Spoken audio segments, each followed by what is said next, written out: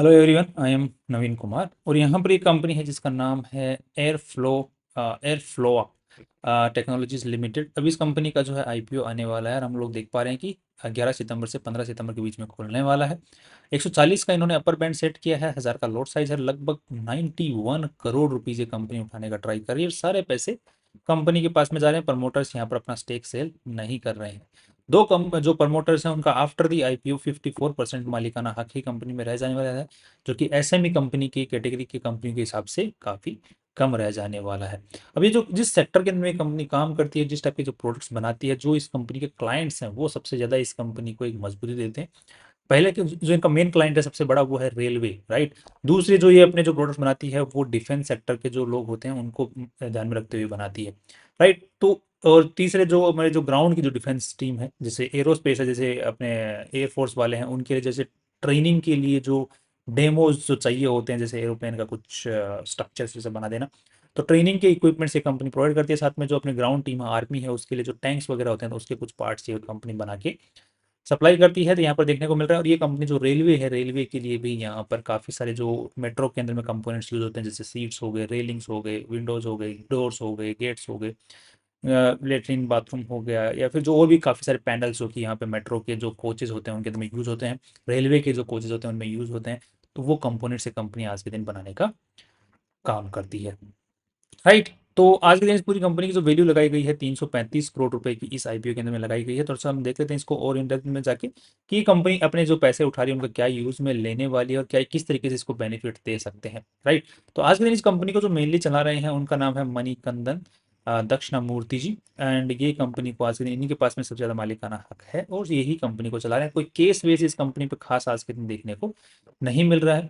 ये कुछ माइलस्टोन्स हैं जो इनको आप लोग देख सकते हैं। 1998 के अंदर में ये खुली हुई कंपनी है और उसके बाद में इन्होंने किस तरीके से अपना काम कहाँ से स्टार्ट किया था और फिर किस तरीके से ये माइलस्टोन्स अचीव करते हुए यहाँ तक पहुंचे हैं, उसको आप लोग यहाँ पर पढ़ सकते हैं आराम से।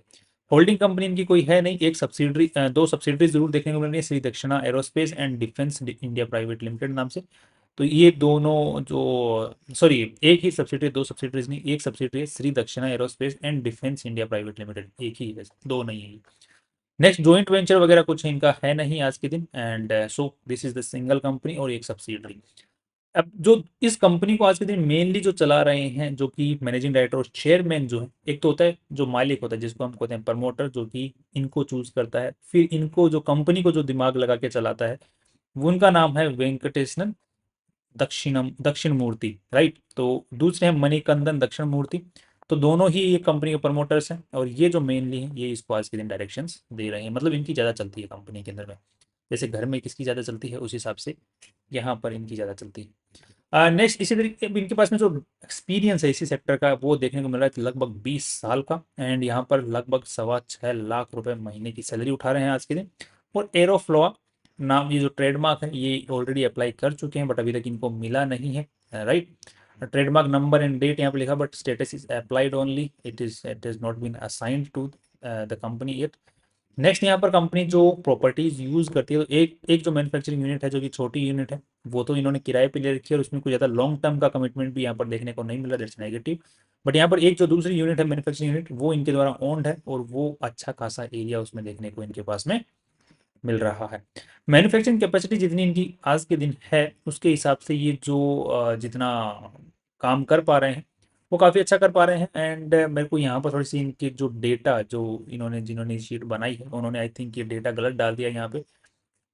अगर ये डेटा सही है तो काफ़ी नेगेटिव बात है, और ये सही अगर डेटा गलत है तो मेरे को लग रहा है कि इन्होंने जो है ये जो ऑर्डर है वो गलत लगा दिया है। तो आई एम होपिंग कि ये वाले जो है आज के दिन लेटेस्ट इनकी जो इंस्टॉल्ड कैपेसिटी है और इस पे ये काम कर रहे हैं, तो 77% इंस्टॉल्ड कैपेसिटी पे काम कर रहे हैं, जो कि इंक्रीजिंग ऑर्डर में, बिकॉज कंपनी का रेवेन्यू बढ़ता ही जा रहा है। तो रेवेन्यू बढ़ जा रहा है तो इंस्टॉल्ड कैपेसिटी, तो जो कैपेसिटी यूटिलाइजेशन है वो तो बढ़ेगा ही ना। तो यहाँ पर उसको ये अगर कम कैसे हो जाए, तो ये मुझे लग रहा है कि इन्होंने कहीं ना कहीं गलत डेटा यहाँ पर दिया है। नेक्स्ट, यहाँ पर एम्प्लॉय जो बेनिफिट एक्सपेंसेस हैं जो कि रेवेन्यू के मुकाबले देखने को मिलते हैं, तो वो भी यहाँ पर मुझे लग रहा है कि इन्होंने अगेन उल्टा दे दिया है। एंड बिकॉज यहाँ पर आप लोग देख रहे हैं एम्प्लॉय बेनिफिट एक्सपेंसेस जो हैं घटते ही जा रहे हैं जबकि कंपनी का रेवेन्यू बढ़ता ही जा रहा है। तो ये कैसे पॉसिबल है, क्योंकि कंपनी का रेवेन्यू यहाँ पर बढ़ता ही जा रहा है। तो आई थिंक इन्होंने काफ़ी सारी मिस्टेक्स या तो यहाँ पर कर रखी हैं, अगर नहीं की हैं तो these are the negative points about the company, right. तो ये ऐसी मिस्टेक्स, अगर ये मिस्टेक्स हैं तो ये आई थिंक टॉलरेबल मिस्टेक्स तो नहीं है। नेक्स्ट यहाँ पर जो डेटा देखने को मिल रहा है ये जरूर सही देखने को मिल रहा है। यहाँ पर जो इनके जो ऑर्डर्स हैं, सबसे ज़्यादा जो रेवेन्यू आ रहा है वो गवर्नमेंट ऑर्डर्स और नॉन गवर्नमेंट ऑर्डर्स से देखने को मिल रहे हैं।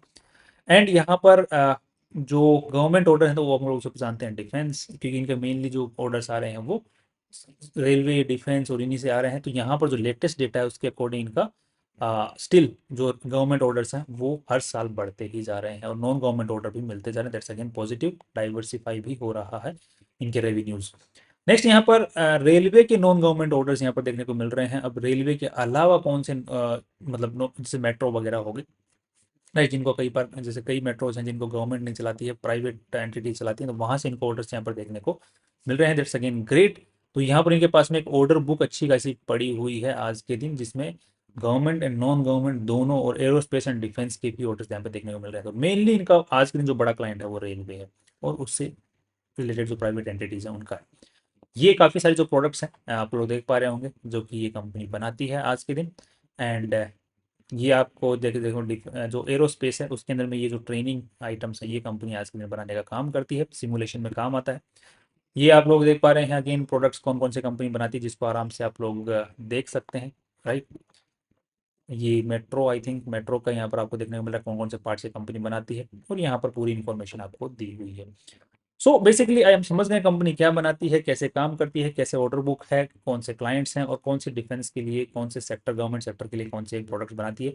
अब आगे हम लोग देख लेते हैं कंपनी के जो रेवेन्यूज हैं, कितना पैसा इस कंपनी में आज के दिन झोंका हुआ है और कितना पैसा आज के दिन ये कंपनी कमा ले रही है, कैश भी हाथ में आ रहा है या नहीं आ रहा है। तो कुछ नेगेटिव पॉइंट्स भी यहाँ पे अपने देखने को मिलेंगे। तो यहाँ पे 255 करोड़ रुपए आज के दिन इस पूरी कंपनी में लगे हुए हैं। पिछले साल 200 करोड़ ही लगे हुए थे, तो इस साल कंपनी के अंदर में और नया पैसा लगा है। एक तो प्रॉफिट से भी कमाया गया है और साथ में नया पैसा भी यहाँ पर लगाया हुआ नजर आ रहा है। नेक्स्ट यहाँ पर जो इन्वेस्टर्स का जो पैसा लगा हुआ लगभग 110 करोड़ रुपए के आसपास में लगा हुआ है। बाकी जो पैसा लगा हुआ है राइट, वो सारा उधारी का नजर आ रहा है। उसमें भी लॉन्ग टर्म उधारी नजर नहीं आ रही है, शॉर्ट टर्म उधारी, कि वर्किंग कैपिटल लोन जो होता है कि काम पूरा करने के लिए जो लोन लिया जाता है वो यहाँ पर देखने को मिला, जिसको हम शॉर्ट टर्म बोरोइंग भी कहते हैं कई बार। तो वो यहाँ पर लोन देखने को मिला। बाकी जो है माल इन्होंने उधारी पर भी काफी अच्छा खासा 63 करोड़ रुपए का उठाया हुआ। तो बैलेंस शीट की साइज इज सिग्निफिकेंट, अच्छी है, ठीक है। अब ये जो मेनली सारा का सारा पैसा है कहाँ पे लगा हुआ है कंपनी के अंदर, ये तो पैसा है कि कहाँ से पैसा आया हुआ है या फिर उधारी में माल आया हुआ है। तो ये पैसा कहाँ पड़ा हुआ है सारा का सारा, तो यहाँ पे देखने को मिला कि जो फैक्ट्री जो इन्होंने सेटअप कर रखी है अब तक, प्रॉपर्टी प्लांट एंड इक्विपमेंट, उसमें इनका 36 करोड़ रुपया लगा हुआ है आज के, राइट। उसके अलावा अगर हम लोग देखते हैं तो 62 करोड़ रुपए का इनके पास में इन्वेंट्री पड़ी हुई है, जो कि कंपनी का लोहा वगैरह होता है, स्टील वगैरह, वो यहाँ पर इनके पास में इन्वेंट्री है। 127 CR का इनके पास में ट्रेड रिसीवेबल्स भी देखने को मिल रहे हैं। That's kind of again negative. अब नेगेटिव है भी, और जो मार्केट में इस कंपनी ने जो अपने कॉम्पिटिटर्स बताए हैं, राइट, एक तो है अपने सब लोग जानते हैं जुपिटर वेगन्स, जो कि काफ़ी अच्छी खासी कंपनी भाग रही है। दूसरी टीटागढ़ रेल सिस्टम्स, ये भी यही काम करती है जो ये कंपनी करती है। ये पूरे को पूरे कोचेस बना देती है, वो थोड़े बहुत इक्विपमेंट्स बना रही है, पार्ट्स बना रही है। अभी आने वाले टाइम के अंदर में वो भी सब कुछ पूरा बनाने वाली है। ऑफ कोर्स बात है, उनका पीवट चल रहा है, पूरा काम चल रहा है, ऑर्डर्स भी उनको मिलना चालू हो गए हैं, राइट। तो वो भी इस लेवल पे काम करेंगे फ्यूचर के अंदर में, आई होप सो। तो इनका भी जो आज के दिन हालत देखते हैं कैश को लेकर के, तो वो हालत खराब ही है। बिकॉज यहाँ पर देखेंगे तो इनके भी कैश को जनरेट, खास ऑपरेटिंग कैश जो है वो जनरेट कर नहीं पा रही है। ये कंपनी का हम लोग चेक करते हैं। दूसरी देखो जुपिटर वेगन, इसका भी यही हाल है। कैश यहाँ पर चेक करते हैं 2024 के अंदर में नेगेटिव में था, और यहाँ पर भी अगेन ट्रेड रिसीवेबल्स इस साल अगेन बढ़ गए हैं इनके, यू नो।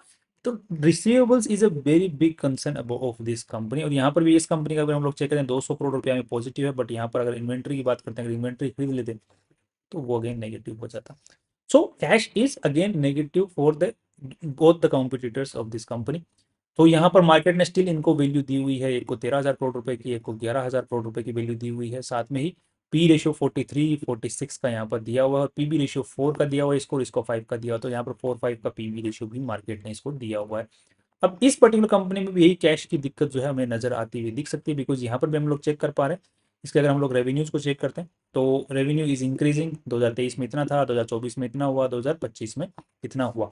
ये हम लोग स्टैंडअलोन रेवेन्यू, नेट प्रॉफिट्स यहाँ पर चेक करें, बिकॉज सब्सिडरी या कुछ खास रेवेन्यू और नेट प्रॉफिट यहाँ पर आज के दिन नहीं है इस कंपनी के अंदर में, तो हमें उसको कंसिडर भी करने की जरूरत नहीं है यहाँ पर।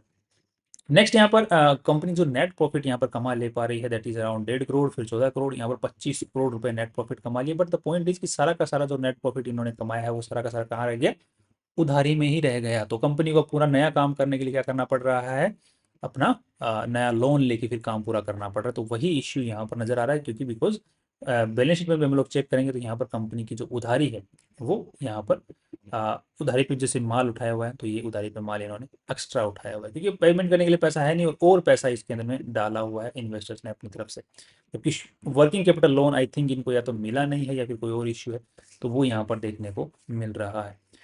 सो नेक्स्ट अब देख लेते हैं कि जो कंपनी की अब दूसरी चीज, एक चीज और ये भी है, और दूसरा इसका जो आज के दिन जो नेट प्रॉफिट निकाला हुआ है 25 करोड़ रुपए, वो इनका जो माल है वो बच गया है, तो माल को इन्होंने दिखा करके नेट प्रॉफिट दिखाया है, राइट। तो 25 करोड़ रुपए को हम लोग एज ए वो ले लें कि बिल्कुल ही अ, ये यही है इनका प्रॉफिट है, तो वो बिल्कुल सही नहीं रहेगा। बट स्टिल इनका जो अगर पिछले साल का हम लोग चेक करते हैं ट्रैक रिकॉर्ड, तो उसके हिसाब से हमें ठीक भी लग रहा है यहाँ पर। एंड यहाँ पर एम्प्लॉय बेनिफिट एक्सपेंसेस की बात करते हैं तो एम्प्लॉय बेनिफिट एक्सपेंसेस यहाँ पर 12 करोड़, फिर 9 करोड़, और यहाँ पर अगेन 12 साढ़े 12 करोड़ रुपए ही देखने को मिल रहा है, जिसको हम लोगों ने वहाँ पर चेक किया था, राइट। तो वहाँ पर 18 करोड़ रुपए दिखा रहा था, तो यहाँ पे 12 करोड़ रुपए दिखा रहा। तो एम्प्लॉय बेनिफिट्स एक्सपेंसेस कुछ खास नहीं बढ़ रहे हैं, जबकि नेट प्रॉफिट जो रेवेन्यूज हैं वो बहुत ही भयंकर तरीके से बढ़ रहे हैं। तो फिर बढ़ क्या रहा है, रेवेन्यू के साथ में कुछ तो बढ़ना चाहिए। तो यहाँ पर बढ़ रहा है कंपनी का जो कंजम्पशन है रॉ मटेरियल का, वो बढ़ रहा है। बाकी मुझे भी यहाँ पर थोड़े से कुछ डाउट्स नजर आ रहे हैं कि यार ना एम्प्लॉयज़ का कॉस्ट बढ़ रहा है ना फाइनेंस कॉस्ट, ठीक है वो तो कोई दिक्कत बात नहीं है। अदर एक्सपेंसेस जरूर एक कैटेगरी है जो बढ़ रही है, बट मेन है कि काम कौन कर रहा है, काम कौन कर रहा है। एम्प्लॉय बेनिफिट एक्सपेंसेस क्यों नहीं बढ़ रहे हैं, इतना रेवेन्यू बढ़ने के बाद में, काम बढ़ने के बाद में, इतना काम करके दे रहे हो तो कर कौन रहा है उसको, या फिर पहले निठल्ले बैठे रहते थे काम, अब आज आज के दिन सुबह शाम निचोड़ रहे हैं हम लोग वर्कर्स को, या तो ऐसी हालत हो रखी है और सैलरी उतनी दे रहे हैं। तो सिनेरियो यहाँ पे क्या है वो थोड़ा सा समझने में दिक्कत हो रही है। तो यहाँ पर जो पीएनएल स्टेटमेंट है ये थोड़ा सा मेरे को काफ़ी यहाँ पर कंसर्निंग नज़र आ रहा है, एक तो इस वाले पॉइंट को देखते हुए, दूसरा माल पीछे बच गया अच्छा खासा इसको देखते, जिसकी वजह से नेट प्रॉफिट बढ़ गए हैं अच्छे खासे। तो ये कुछ कंसर्निंग पॉइंट है, बिकॉज यहाँ पर अगर एम्प्लॉय बेनिफिट एक्सपेंसेस अगर हम लोग बढ़ा देते हैं एम्प्लॉयज़ का, तो यहाँ पर नेट प्रॉफिट्स तो 25 करोड़ तो नहीं रहेंगे, राइट। इतना रेवेन्यू जबकि डबल हो गया है और एम्प्लॉय बेनिफिट एक्सपेंसेस उतना ही। So that's kind of again concerning point over here. So अब यहाँ पर हम लोग सिर्फ 20 CR के आसपास का ही हम लोग नेट प्रॉफिट्स कंसीडर करने वाले हैं, दो उसमें भी मेरे को थोड़े बहुत डाउट्स हो रहे हैं, but still we have to compare भी करना है। कैश फ्लो की अगर बात करते हैं तो cash flow is negative of this company, यहाँ पर देखने को मिल रहा है, बिकॉज कैश फ्लो तो उनका भी नेगेटिव है जिसका हमने कंपेयर करके देखने की कोशिश की है, राइट। अब रेलवे की है मेनली, तो रेलवे अपना जो है पैसा जल्दी रिलीज क्यों नहीं कर रहा है, आई डोंट नो। जो इतना सरकारी काम करने वाले अब, बट प्रॉफिट भी अच्छे खासे आ रहे हैं तो कंपनियां काम करती हैं। नेक्स्ट अब ठीक है कि अब थोड़ा सा हम पी रेशियो निकल लेते हैं, कमा के मतलब कैलकुलेट करके इसको कॉम्पिटिटर्स के साथ कंपेयर करके देखते थे हम लोग। तो 20 करोड़ के आसपास में इन्होंने जो खुद की वैल्यू लगाई है लगभग 335 करोड़ रुपए की लगाई है। तो यहाँ पर उसके हिसाब से देखने को मिल रहा है कि लगभग 16 17 17 के आसपास का पी रेशियो देखने को मिल रहा है, जिसको अगर हम लोग कंपेयर करते हैं तो यहाँ पे 46 43। तो इसके हिसाब से अगर इनके साथ में अगर 46 43 की अगर हम लोग चेक करते हैं, तो इसका जो हम एक बार और भी अगर इसको कम करें प्रॉफिट्स को, तो लगभग अगर 10 करोड़ भी कम कर दें तो भी 10 करोड़ मतलब पिछले साल वाला अगर प्रॉफिट, अगर हम लोग प्रॉफिट एंड लॉस पर हम कंसिडर करते हैं उसके हिसाब से पी रेशियो निकालते हैं, तो भी कंपनी ने अपना पी रेशियो कंपेरेटिवली अच्छा लगाया है यहाँ पर। नेक्स्ट यहाँ पे पीबी रेशियो की बात कर लेते हैं, जो कि बुक वैल्यू है, नेटवर्थ है कंपनी के पास में, तो उसके हिसाब से देखा जाए तो 110 करोड़, और यहाँ पर 100 करोड़ रुपए के आसपास में और जा रहे हैं, 110 90 200 करोड़ हो जाएंगे, तो लगभग 2.5 2.7 के आसपास का, सॉरी 1.7 के आसपास का पीबी रेशियो बनता है। एंड 1.7 के आसपास का PB ratio is quite good comparing with these competitors. So यहाँ पर कंपेरेटिवली हमने चेक करने की कोशिश किया तो अच्छी लग रही है, अगेन वैल्यू यहाँ पे लिस्टिंग गेन अच्छे मिलने की उम्मीद है, बिकॉज जिस सेक्टर को कैटर कर रही है उसके लिए मार्केट में बहुत सिंपथी है, तो उसको मार्केट अच्छी वैल्यू देता है उस कंपनी को। दूसरा, ग्रोथ ठीक ठाक देखने को मिल रही है। दो हमने कुछ नेगेटिव पॉइंट्स यहाँ पे कंसिडर किए हैं, तो वो नेगेटिव पॉइंट्स यहाँ पे बने रहेंगे, जिसकी वजह से अभी भी लॉन्ग टर्म का अभी इस कंपनी में डिसीजन लेना पसंद नहीं करूँगा, but short term and listing gain में I am positive in this company. Long term के लिए अभी हमें आने वाले जो और रिजल्ट्स होंगे उनको देखना पड़ेगा। दो यहाँ पर जो कंपनी की वैल्यू लगाई गई है वो आज के दिन ठीक ठाक ही लगाई गई है, फ्यूचर में ऊपर बढ़ने की उम्मीद है comparatively. That's all from my side. कल फिर मिलते हैं इंपॉर्टेंट वीडियो साथ में। बाकी आपको कोई भी अपना डिसीजन बनाना है उससे पहले अपने फाइनेंशियल एडवाइजर से बात करनी है, कंसीडर करना है और रिसर्च करनी है, उसके बाद में अपना हार्ड अर्न मनी इस कंपनी में लगाने के बारे में सोचना है। That's all from my side, see you tomorrow.